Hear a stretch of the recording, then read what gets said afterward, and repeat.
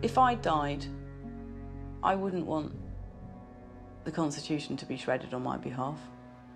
Let no one be in any doubt, the rules of the game are changing.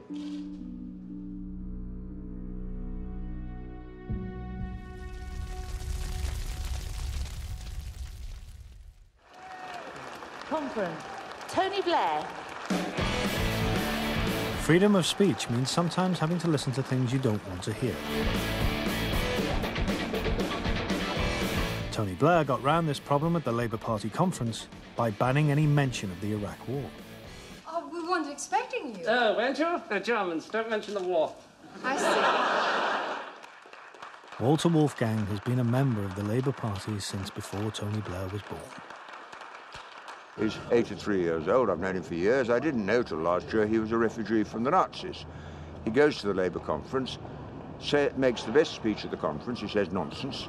When Straw summed up, it was too much for me, and I burst out and shouted nonsense. We're in Iraq now for one reason only. We can only remain there with their consent. And then somebody shouted out, "Leave the old man alone," and they set on him. Nation building. has never been easy. Now, the United States of Germany. We want you to leave the premises. On what grounds?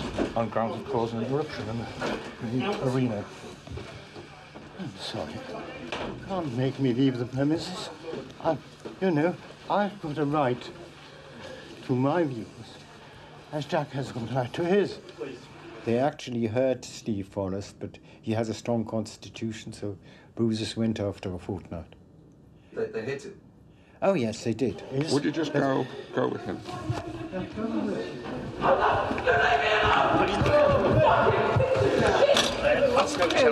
No chance. Come on, this is private. Stop this, you're breaking my camera. Well, police have asked you to move. Can you move? Walter was detained under the Terrorism Act. They think that if they can control a conference, they control public opinion. They don't. And of course the effect was exactly the reverse.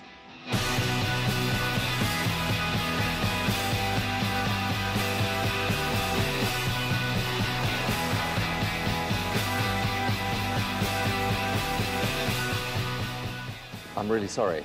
That should not happen, not in any circumstances at all. And look, I wasn't even in the conference centre at the time. That's fine, sir, you can make your protest. Just thank goodness we live in a democracy and you can.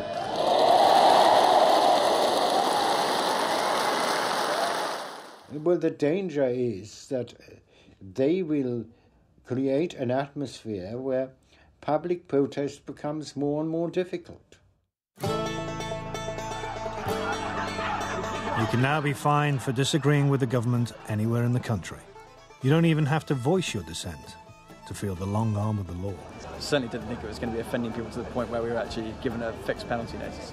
We started as the main suppliers for the Countryside Alliance. A 20-year-old girl who was arrested was walking along when she was told she had to change her shirt. She's only 20-year-old, really nice girl, very, just lovely actually, and told to take the top off.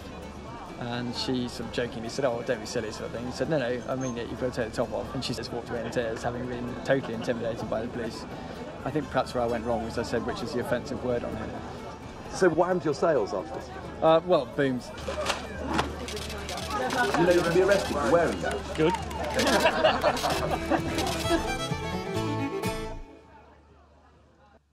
If people do not have free speech, the right to assemble, they don't have the right to examine their government. The government becomes unaccountable. The place where the government is supposed to be accountable is the House of Commons, where our elected representatives work tirelessly on our behalf. Game, set and match. One more time. Order. We should be able to demonstrate and to protest and bring our grievances to the centre of political power in Britain without a policeman's permission. Under the Serious Organised Crime and Police Act, it is now illegal to demonstrate within a kilometre of Parliament, unless you get authorisation from the police.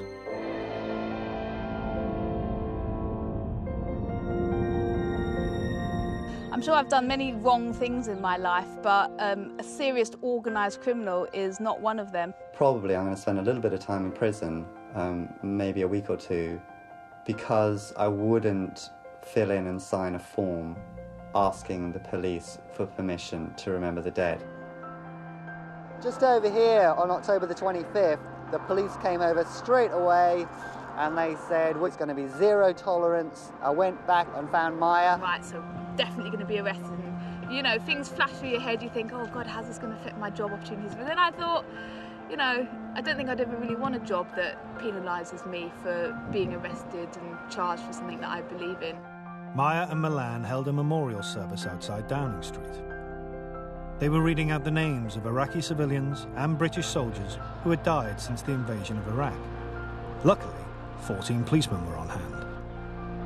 And so we were arrested, put into a van over here, and we were taken back up Whitehall to Charing Cross Police Station. Maya, a vegan chef from Hastings, became a minor celebrity.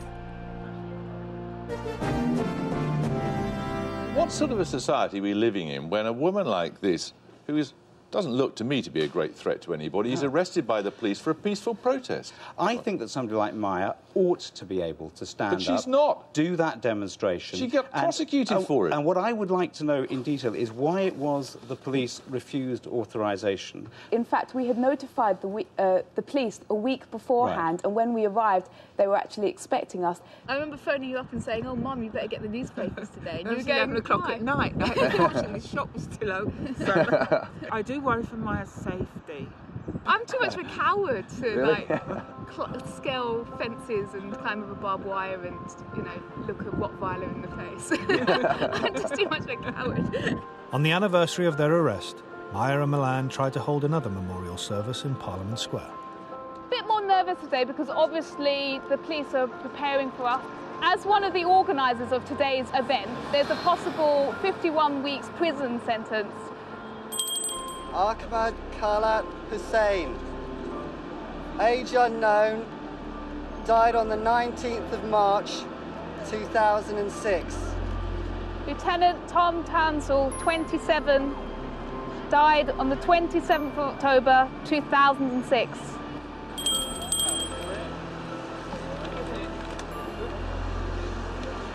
Hi there. There's a leaflet regarding an notice of an unauthorised demonstration within the digest, and it tells you everything that you need to know. There you go, take one please. No problem, thanks.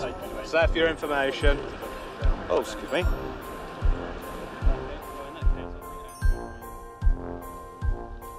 One of the objects of putting a policeman in uniform is the prevention of crime. The British policeman is a friend to all except the criminal. He is taught that the police are the servants, not the masters of the public, and that it is their duty to be ready at all times to protect and befriend all those who need help. Did you realise that the Serious Organised Crime and Police Act isn't compatible with the European Convention of Human Rights Articles 10 and 11, freedom of speech and freedom to assemble with others? Right, at the moment all I'm doing is handing these out, so you can have a read through it and then we can discuss that maybe later. Yeah. Do you not think this isn't compatible with freedom of speech? Like I've just said, I'm handing them out at the moment, so you can have a read through and be able to discuss that. And what exactly are we doing wrong here?